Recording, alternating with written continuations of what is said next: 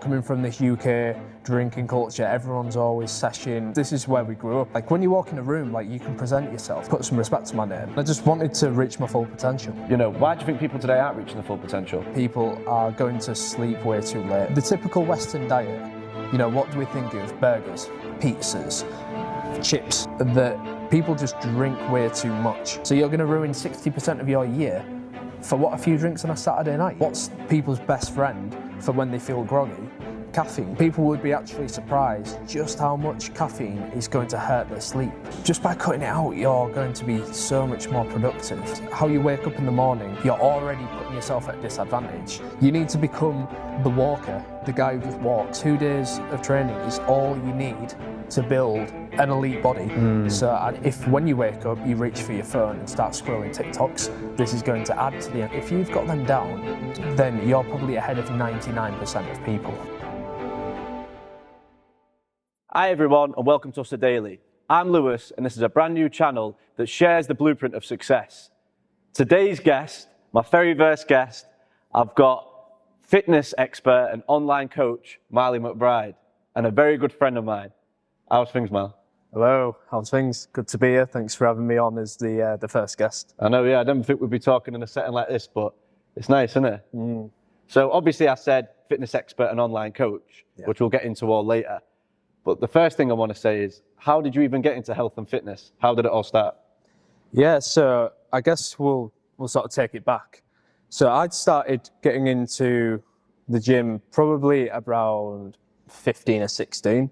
But before this, I sort of want to get into, you know, like probably why I actually decided to get into it in the first place.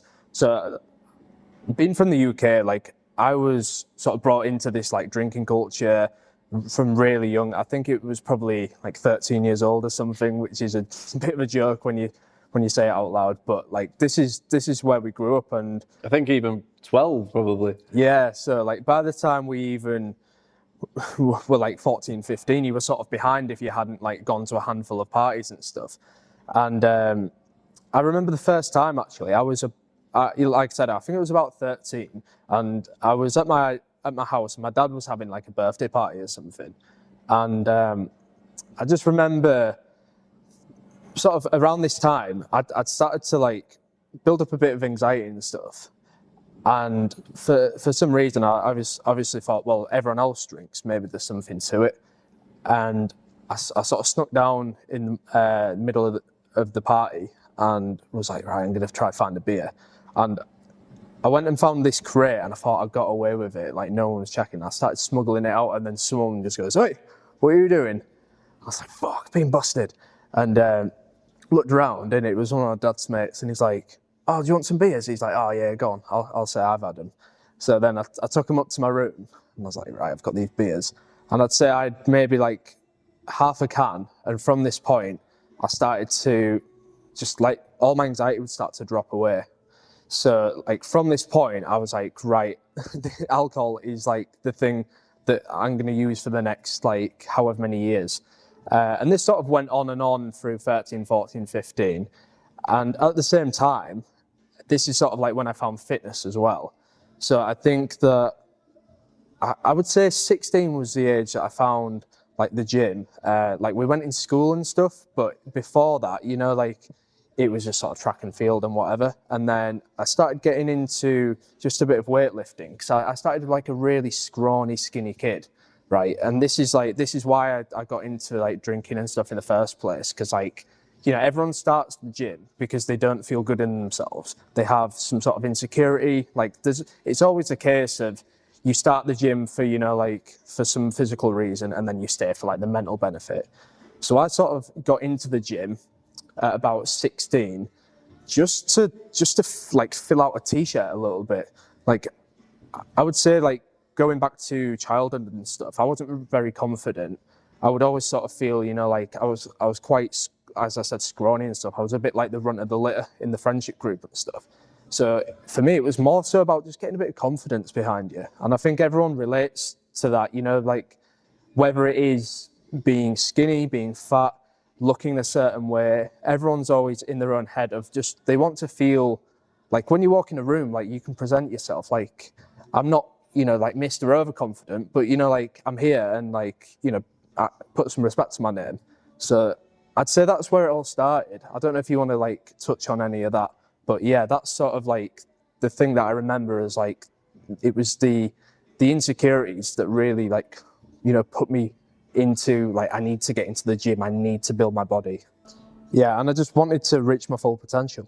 Yeah, I know what you mean. Obviously, when we've grown up, all the parties and stuff like that, and there is that moment when you do, go into the gym and stuff like that. So, why do you think people today aren't reaching the full potential? Yeah, it's a good question. I think if I look at people in general now, everyone is living so much further down than what they should be. So, you look at anyone on the street, they woke up like 4 hours past, they went to bed 4 hours past when they should have. So straight away, you're starting the day behind. I think everyone knows what it feels like to feel run down and groggy. So straight away, I'd say people are going to sleep way too late. So that's something that everyone can do straight away, is just look at your bedtime and start to decide, right, I'm going to go to bed at 10 o'clock tonight. That means that in the morning, I can get 8 to 9 hours if I wake up at 6 a.m. Everyone can do this. Does that make sense? Yeah, no, I feel that, especially, everyone's sometimes up on the phones all night, late night, going to bed at 12, even though they need to be up at 6 and all that. It's true, isn't it? Yeah, I mean, you see, I did it for years. I think it's like, sleep is such a big culprit of like why people aren't living to their potential. So if you can sort that out straight away, you're already on a win.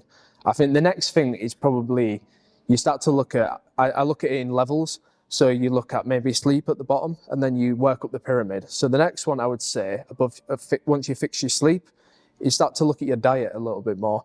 So the typical Western diet, what do we think of? Burgers, pizzas, chips, all these sort of fast foods. This is what most people will have for their lunch, for their dinner. So you might get to lunch. I always use this example where I say people are eating a lasagna on the lunch break. I've seen this, like I used to work on sites. A lot of people would just literally get to their lunch break. They would never ever bring anything to their lunch. Like there's a cafeteria at most people's workplaces. You could prep a food. You could start to think, what's a healthy choice? But they don't. I'm smiling because, sometimes I'd be having Burger Kings for lunch and that, and like back in the day, and trying to get anything done in the afternoon is hard work, obviously. But I guess at the time you don't think what all these things are doing to you. So you would notice as well. So you've eaten, because I think like everyone is aware of it at some level, that the foods they're eating are really messing with the mind, with the body, and how you feel. Like everyone's heard of this term, the afternoon slump. So I think everyone is, it's like after you have your lunch break at work, you come back in and you're getting nothing done for the next few hours until you go home. So I think once you start to look at your diet, you realize, the choices I make in my diet are a direct reflection of how I feel in my body. And I think once I like made this like realization, things start to click a lot. So then I started to look at like, what can I do to start to make my diet a little bit more healthy so I can actually feel better? Because everyone just looks at the physical level in like, if I eat a certain food, it might make me look a certain way. But then when you start to look at what can I eat to actually make me feel good? So this is when you start to look at the things like a healthy protein source, which could be like even something like eating a chicken breast that you've prepared yourself. Because I think everyone will think, oh, chicken breast, I'll just go can I get some tenders at KFC or something?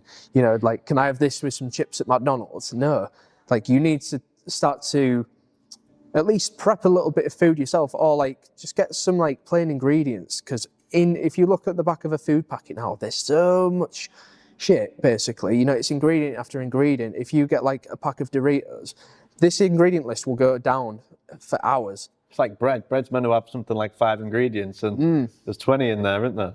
Yeah, like it's funny you mentioned bread. Like a lot of people are actually intolerant to gluten. And I found this out about 2 years ago. I always thought, like, I hear, oh, gluten-free, you know, the gluten-free aisle at Morrison's, like, and I was like, just tolerate the gluten.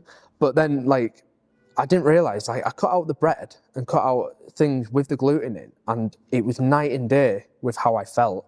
I don't know if you've had this as well.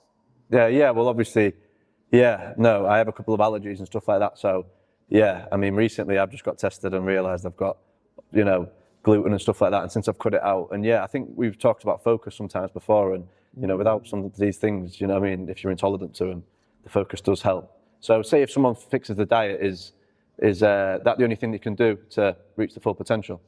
Yeah, there's a few more things. I would say sleep and diet. If you get them down, you're off to the races. You may be like 60, 70% there already. I'd say once you, like I said, I would do it in levels. So once you've maybe got your sleep fixed, got your diet to somewhat a decent point, I would then maybe start to look at your physical output, which is like going to be your training. So if you don't go to the gym, the first thing I would do is start a weightlifting program. So this doesn't have to be anything complex. A lot of people are scared to even get in the gym in the first place. You know, they probably think, oh, go to the gym, what is that going to be like down the weight section with all the bald, angry men? Or can't I just do, you know, like the circuit in the little middle box bit? Most people need to sit somewhere in between that, where there's like, I think if most people have been to the gym, they see the big machine section where you've got like a chest press machine, you've got like some leg extensions and stuff. This is where most people need to get into the gym and just start having a play around in these sort of machines. I say play around, you know, maybe like start to look into some like YouTube or anything like on Instagram and stuff, and just start to look at, right, what can I put myself together, like a minimal workout program that I can start next week and just hit like the certain parts of the body. So if you think of your body as like different sections, then you think, right, I've got the chest section, I've got the leg section, and just put together maybe like a 2 to 3 day workout program that's going to actually build some muscle in your body, because a lot of people don't realize how important having some muscle on your body is. Yeah, I know a lot of people that go to the gym and they haven't got no routine or really know how, you know, things do work. Yeah, so having a good gym routine is just so important, not just to the body, but also to the mind as well. Yeah, I agree. And then I'd say there's maybe 2 more things which get a little bit more, not high level, but maybe a bit touchy-feely around people. So the first one I would say is that people just drink way too much. So as I said before, coming from this UK drinking culture, everyone's always seshing, you know, it's like, it doesn't matter what day of the week it is, it's like fucking Tuesday afternoon and you get off work early, right, let's have a beer. It's like, it doesn't matter whatever time of day it is. But what people think is like, oh, it's just a beer, it's just to chill out, it doesn't matter what you do. But what most people don't realise is like that alcohol is actually affecting the body and the mind so much more than anyone realises. And once you start to cut this back a little bit and you stop drinking like constantly, then you just feel so much different. Like I remember when I first started, like my energy was up, my face was less puffy, I had some energy in the morning, like some motivation, like so much changed. So I'd say a big thing there is just, if people can start, I'm not saying to quit alcohol today, like that's up to anyone's choice if they want to go down that. I'm saying that people drink too much. And if you can just start to limit that, even just to having a few on a Saturday night instead of drinking through the week, then this will make such a big difference to how you feel. Yeah, I agree. Like, I feel like, say if you have a drink on a Friday, you know, you wake up hungover on the Saturday, but then you're still a bit fuzzy-headed on the Sunday, and then you're probably not 100% on the Monday. Yeah. So it's 4 days where you're feeling like that and only 3 days productivity. Yeah. So, yeah, I agree. No, Yeah. Exactly. Yeah, it's so funny you've mentioned that, because I always had this thing of like that you would never feel right again until Thursday. Like you just said, it's a 4-day thing. People think Saturday night, it's, you know, how many times did you hear, oh, come on, it's just one night, you know, like let your hair down. But then they don't, there's only you on a Monday morning, sat there with your hangover, sat there with your head in your hands, thinking, how am I going to get through this? When you've let other people tell you to go out and get smashed, not just have a few drinks, get like beyond drunk, which I think everyone says they don't, but they do. So, this ruins, like you said, nearly half of your week. And if you actually look at that in a year, that's 4 days of 7 is about 60% of your year. So you're going to ruin 60% of your year for what, a few drinks on a Saturday night? Yeah, like to wind down, but I guess your body's true. It's you're not really winding down. No, like it's disrupting your body. Yeah, alcohol it's a funny one because it's obviously a stimulant of mood, but it's also like a depressant at the same time. So, and this takes me onto what the other point was, like, so people use alcohol as like a depressant, not as a depressant, but like as a relaxant to escape their body, escape whatever's gone on in their day. If they've had a hard day at work, if they've got, like a nagging husband or whatever, people are going to be like drinking to escape from something. But then, as I said, when you get up on Monday morning, you're not going to be able to face the day because your body's still processing all these toxins that are from the alcohol. So, what's people's best friend for when they feel groggy? Caffeine. So this is like, I call it like a caffeine alcohol cycle, which we can get into later. But basically people use caffeine as like their pick-me-up to feel good. And then once they feel sort of overstimulated, because like caffeine is a big stressor on the body, it gets your heart rate up. It puts you in like, I think people have heard of a fight or flight state, right? You've heard of that. So it puts you in this state where you feel so anxious, where you're like, oh, I need to do stuff just to get through the day, because it's better than like if you've got a meeting, if you've got like hard work, it's better than being hungover and, like dragging yourself through. So people use caffeine as like their, best mate to lean on, but then get to the end of the night, get to the end of the day, and they need alcohol to sort of bring them down. Yeah. So you're just in this cycle constantly. So there's no baseline, it's pretty much like this. Yeah.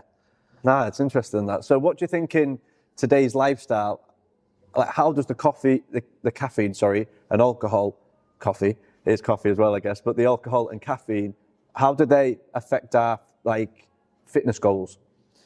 Yeah, it's funny you say coffee. I mean, personally, I've never been a coffee drinker. I've been loyal to the tea, being a Yorkshireman. But I'd say caffeine, in fitness terms, I'd say like when you start, it's maybe not, on the surface, it doesn't seem like it's doing any harm. Like, I don't know about you, but when I was training, I would always take the can of White Monster. Like this, like it wouldn't matter if it was 10 in the morning or 6 at night, I would be getting my white can of Monster. So you think like, as long as I've got energy to get through the workout, I'm good. Like I just want to smash my sessions. Then this, sort of starts to creep in a little bit more, because what caffeine actually does is it really wrecks your sleep. And as I said in the last point, the absolute baseline thing to sort and not, do anything to is your sleep. And it's common knowledge, caffeine isn't good for sleep. Well, I think it's common knowledge anyway. I think people would be actually surprised just how much caffeine is going to hurt their sleep. And then once you go back to sleep, you realize, oh, right, now I'm awake till 3 a.m. Right, I keep getting all these wake-ups in the night, and then that's why you feel so shit again in the morning. And you need more caffeine again. It's like this endless cycle of like, right, caffeine, ruin my sleep, need more caffeine. And then the problem also is like that caffeine, people think it gives energy, it actually takes away from it. Yeah. So the problem is that when you have a cup of coffee in the morning, you might have one, and it might do a little bit, but like it might not touch your sides after you've had, like if you've been a coffee drinker for years, so then you need 2. And now you go into like 2 or 3 and you start to double up your caffeine intake. So most people don't actually look at how much caffeine they're actually consuming. Yeah, I know a few people that maybe have a couple of Red Bulls in the morning and like you say, maybe a lasagna at lunch. Yep. You know what I mean? Like afternoon's not looking too good. I know. Like I'd see so many times, like people have these big coffee flasks, I'm talking this big, and they would just pour, maybe 4 or 5 cups, whatever the measurements are, of coffee, and you've got something like in coffee terms, it's like 600 milligrams is like a really heavy dose of caffeine. This is what most people have. Like if you go to a Starbucks and you get like the cappuccino, frappe kind of stuff, they're absolutely rammed with sugar, caffeine and stuff. And as I said, this is just going to slowly but surely deteriorate your body. It's going to sort of stress you out. And because people need it to function, like they become dependent. So they get this attachment with caffeine where they're like, no, my caffeine, you can't be taking that from me.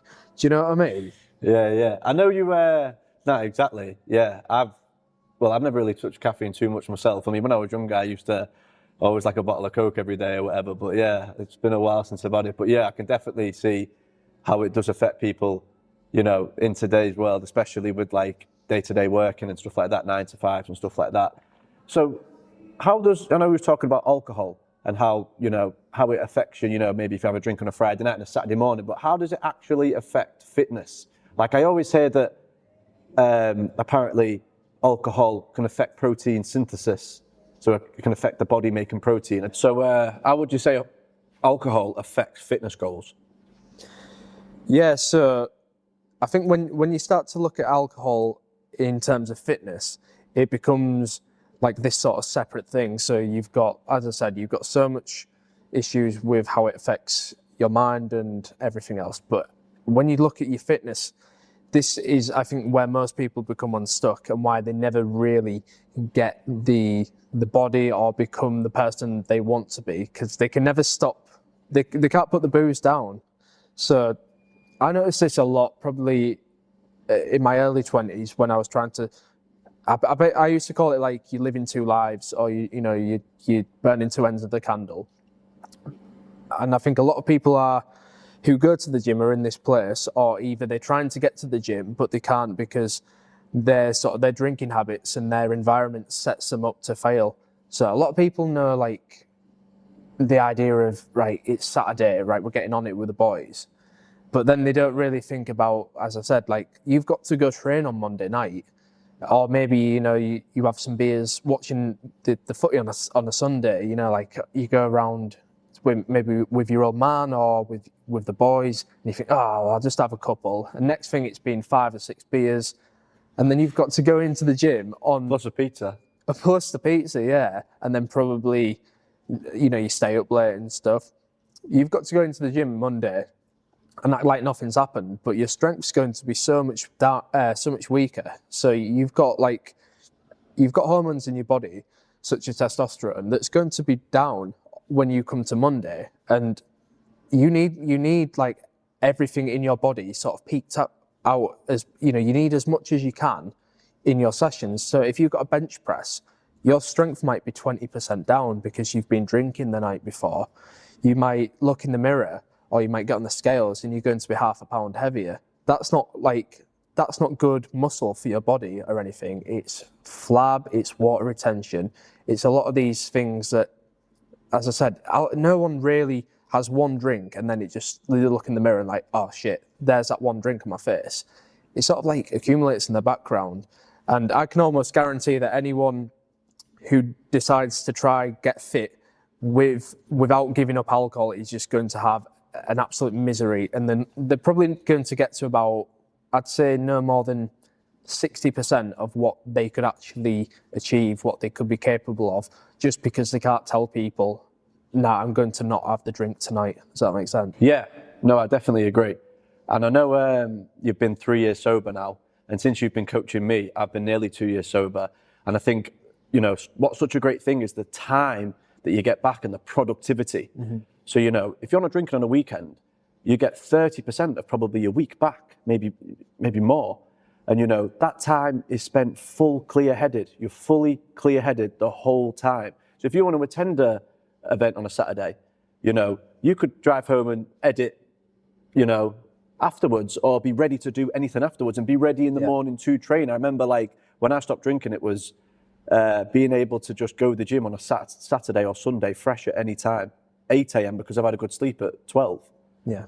Or maybe a bit earlier than that.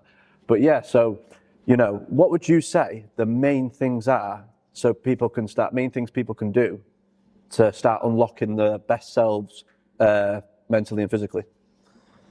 Yeah, so just to touch on the sort of the productivity, you know, like actually getting more out of your week and stuff.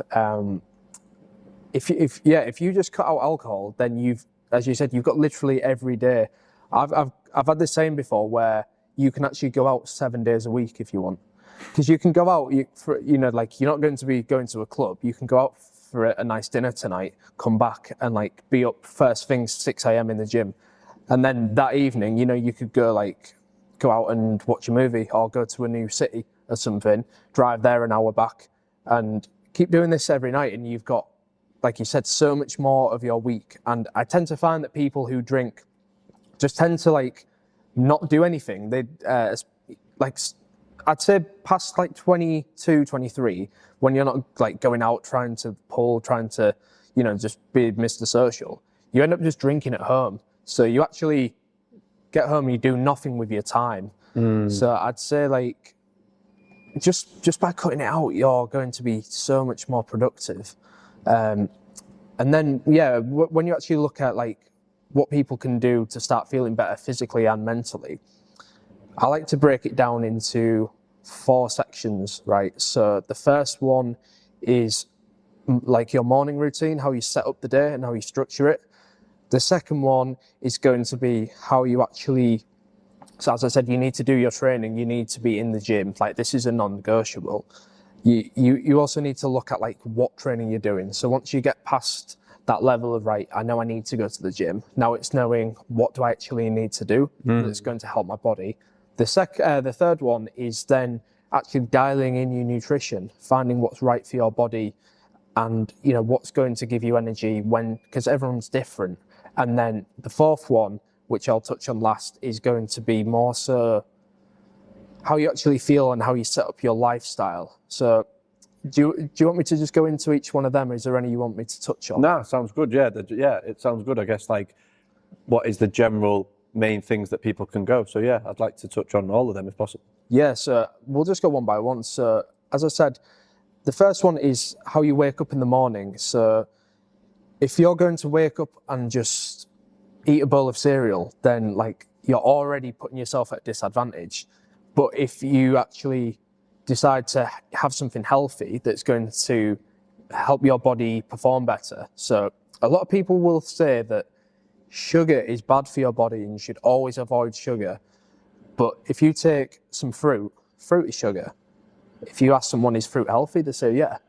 So there's a bit of a disagreement in, I think people don't understand, like, not all sugar is bad sugar.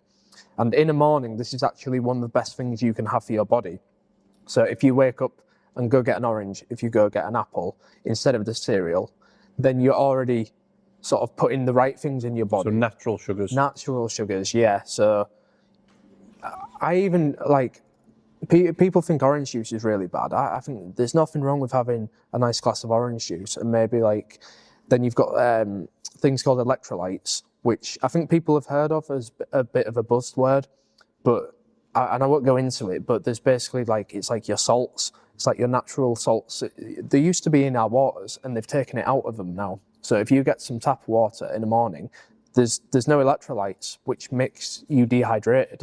So it's really important for when you wake up to get some nice natural sugars that are going to like ramp up your metabolism, which is going to make you move more. It's going to make you stop feeling slumpish, and you're going to move your body a lot, which is going to like start burning fat and stuff. And then also making sure your body's properly hydrated by not just having some like bland tap water, you get some electrolytes as well. Do you know what I mean? So I guess, you know, it's important to start the morning. That's the first bit of the day that you probably need to get right. Yeah. So the morning routine's dialed. What's next? So once you've got your morning routine down, so you're going to have like, you know, sort out your diet in there, then you're going to, for me anyway, I think it's really important you go do a good walk and just get out as fast as you can. So you're going to get sunlight in your eyes. This is really important for your, what's called your circadian rhythm. And that just basically means that you're aligned with the sun. So when you wake up with sunrise and you go to bed at, you know, towards sunset, your body's going to be sort of aligned with this. And the best way to do this is just to go for a morning walk. You know, it doesn't cost you anything. Everyone can walk outside the house and has a little 10-minute route they can do every single day. And you'll probably get, the first thing people will say is, why are you always walking past? Where are you going? You need to become the walker, the guy who just walks. Say hi to the postman. Yeah, you need to be... Or post lady. Very true. So you need to be the guy that people look out the window. Is he walking past again? So one of the most important things is just starting to move your body more. And this goes into what I call sort of the training side or the movement side. And then from there, you can start to look at the training that's not going to damage your body, which is a lot of people, they will go for, 5, 10, 15K runs, and that's their big goal. And anyone who gets into fitness thinks that they need to get a really good pace in their run. But the problem is that things that put demand on your body, like running or like any sort of, just high impact training, is going to damage your joints over time. So a lot of people get the knee problems, or they get tennis elbow, this kind of stuff when they're training really hard. And they also just train too much. So these, I'd say they're the two big ones, is like training that's going to hurt your body, and then also just training too much. Because when you're like a natural person, like you're not taking any steroids and stuff, you need as much rest and recovery as you can get, right? So what I call this sort of like minimalist training, I actually call it like rest focused training. So instead of thinking how much training can I do, I think that's, if you asked how do I get bigger in the gym, they'd say, oh, just keep smashing gym, go 5, 6, 7 days a week. Yeah, a lot of people say that, yeah, I hear that all the time. Yeah, I did it as well. Like the big split when I first started, when I was like, right, how do I get as big as possible? It was the push-pull legs training split. Have you ever done that? No. So this is basically where you do Mondays a push day, so chest and shoulders, Tuesdays back and something else, Wednesdays legs, and then you just repeat it again. So push-pull legs, Yeah, and then Sunday off. Yeah, I've done it like once a week. Sorry, but not like, this push-pull legs. Yeah. Where, and like you say, I hear all the time when people say, how to get a bigger chest? Train it 3 times a week. Yep. It's the old saying. Yeah, because no one really thinks about the rest. It's just because that's where the actual growth happens. Like your training is where you damage the muscle just enough to cause a new stimulus, which is like when you go into the gym, you're not trying to punish it. You're not trying to do 1,000,000 sets, which I think is another thing people do. You're trying to just do enough to where your body's got a new stimulus and like, right, we need to, sort this out. As in, like, we need to rest and recover and then get some good protein in our body. It's the protein, it's the sleep, it's the avoiding the alcohol and the toxins and letting your body do its thing outside of the gym. And that's, I think, where people get it wrong. So the way I actually set training up for myself is I only train twice a week now, which I think for some people would sound alien, right? So, what I'd ask you, what would you say would be if someone said, how long should I go to the gym? They say 4 or 5 days a week, right? Yeah, no, for sure. Yeah, so I actually decided, because it happened because I got injured at one point, well, probably many times, but I just had to drop my training back to 3 days and then 2. And then I found out that 2 days of training is all you need to build an elite body. So you think training twice a week and 5 days rest is enough recovery? Yeah, absolutely. Because what people don't realize is like the gains are made outside of the gym. So by only training twice a week, you're giving your body 5 days to recover, instead of if you train for 5, you would only have 2 days. So that's actually the right amount that your body needs. Does that make sense? Yeah, makes sense. So out of the 4 pillars, you've mentioned 2. What's the next 2?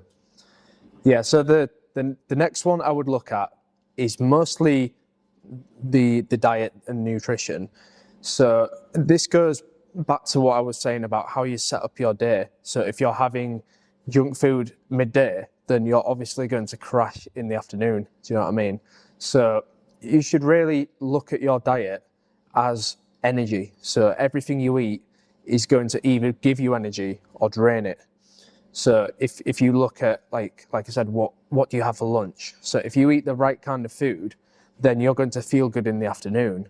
So, I would start with something like, the basics of like have a good protein source, have that with, like I said, the gluten-free sort of options, which could be, like a potato or a rice or something like, we're talking whole foods mainly, stuff that isn't bought from the shop. So once you start looking at, right, what can I, you don't have to be a chef, but what can I cook up that's going to, actually give me energy? So once you've got a good base meal, so you've got a protein source, a carb source, then if you think what else needs to come, maybe some vegetables, okay? So you think, I need vitamins as well. I need to get these into my body through, it could be, the typical bro meal is the chicken, broccoli and rice. I don't think you need to do that. I think you should look at maybe something like a red meat sauce, which is going to have loads more nutrients for you in your body, which is going to help you like not be deficient, because a lot of people don't realize they could be skipping red meat because of something they read on the internet in, coming up from the 90s, and they could have a big zinc intolerance, for example, and that could be affecting them in how they actually operate and how they feel. So I would start to look at actually hitting your micronutrients, which is like sort of a step beyond. And you don't need to like go into this, you don't need to know everything, but that's sort of like where I'd start to put your attention of like, okay, what am I actually missing in my diet? And then the other part of that is actually taking away. So a lot of people will eat shitty foods like just constantly. Every time you put all these ingredients in your body, they're really going to sort of knock you back. Things like like I said, the burgers, the crisps, just everything pre-packaged, things that are really overly processed. So I'd say on a base level, it's just about stripping these back and actually, getting back to your body's state where you're only putting things in your body that are actually going to give you any energy. Yeah, no, I understand that, especially, like I think a lot of people maybe don't go into micronutrients. I think that's something myself I'll probably go into, and I guess that's like fine tuning your body. Yeah. So that's out of the three pillars of you. Is there any more thing you want to talk about on that? Or I'd say you said there was a fourth. Yeah. I'd say this isn't like an obvious one. It's not like do this training, eat this kind of thing. This is what I call like your flow, your limitless flow. And this is basically just how you set up your day. So if you're someone who, it probably goes back into a lot of what I've talked about, but it's bringing it all together. So if you're going to bed at a certain time that's way past your bedtime, you're going to wake up not feeling good. This is going to put you in an anxious state as soon as you wake up. And then when you wake up, you reach for your phone and start scrolling TikToks, this is going to add to the anxiety. It's going to build stress. It's the hormone that in your body is called cortisol. Mm-hmm. And as I said, that's the fight or flight response. So then you might carry on the day, and after you've done that, put on the news. But anytime you see some bad news, it could be something about the climate, it could be politics, all these things, they just put you in a really stressful state. So it's just sort of looking at your day-to-day life and thinking, what's stressing me out? And it, like I said, it is the little things like, right, did I just sit and scroll social media and then did something pop out that made me think, I don't like that? And then you carry that into the rest of your day. Does that sort of make sense? No, yeah, I agree. It makes sense. Like, it's a good way. I've never really heard anyone talk about something like that.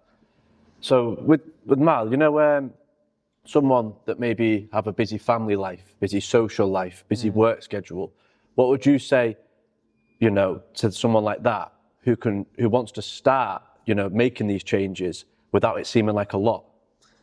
Yeah, so I would just go back to the basics. This is all you really need to start to make a real dent in your fitness journey. So the first thing I would start with is just getting out for that morning walk. So if you get that morning walk, I'm talking 20 minutes, that's all you need. You can even do 10 minutes if you want to start off with, and you're looking at maybe 1,000 to 2,000 steps in this time. then after each meal, if you could just go for another little walk, you know, so you have your lunch, and instead of sat there just scrolling your phone for 10 minutes, you just literally finish your meal, put your shoes on and get out. So getting the steps in is a cheat code. Exactly. So getting your steps in, it's not even about the steps. This is more so about like how it sets your mind up and just being active and what it does to your body. It's not really about the calories it's going to burn. It's more for like your actual energy and what it's going to give to you. So I would start there and just try to get somewhere like, I do like the 10,000 step range. I think it's a really good starting place to aim for. You're looking at maybe three to four walks a day, you know, very little ones. After that, I would just get into the gym twice a week, like the full body workouts.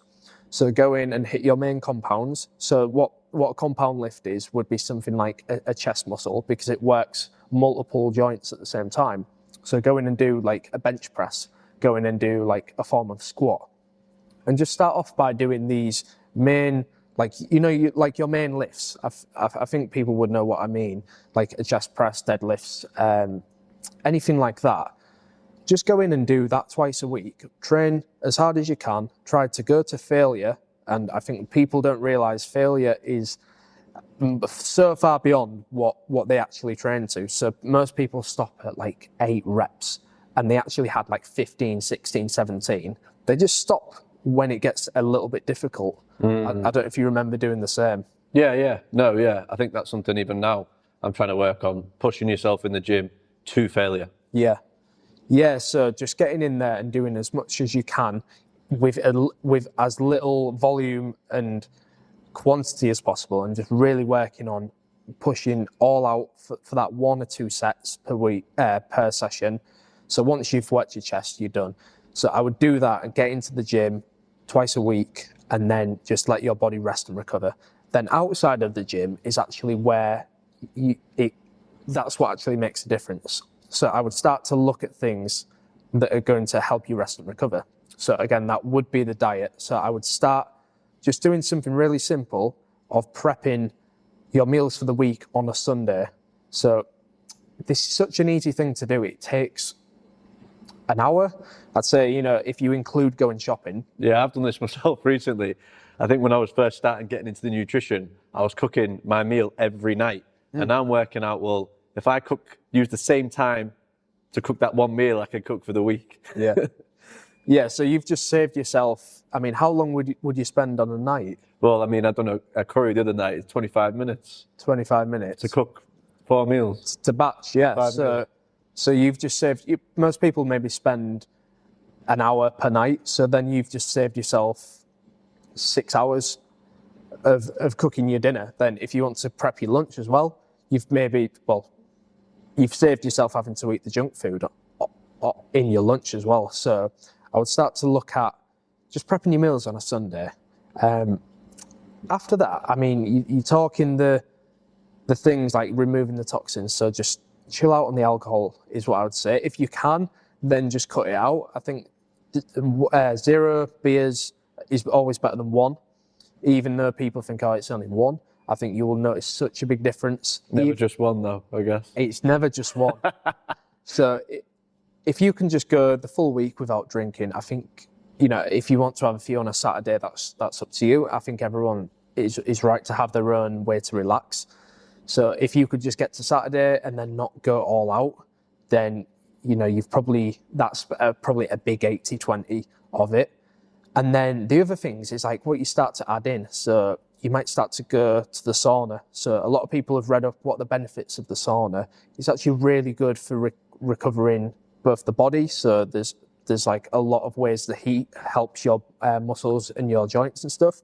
It also really helps with the stress and anxiety and stuff. And if you're someone who thinks I haven't really got time to like do all that meditation shit and all whatever, one of the best things to kill 2 birds in 1 stone is just going 15-minute sauna twice a week. So there's some more stuff you could do, but I would say like if you've got them down, then you're probably ahead of 99% of people. No, it does make sense. Well, thanks for coming on the show, and I really appreciate the conversation. And you know, yeah, I think all the stuff we've spoke about before, and changed a lot of the things how I do things. But yeah, it was nice to have you on. Well, all of Marley's links are going to be in the description. Thanks everyone for watching, and this has been Hustler Daily. Thanks, Will. Cheers.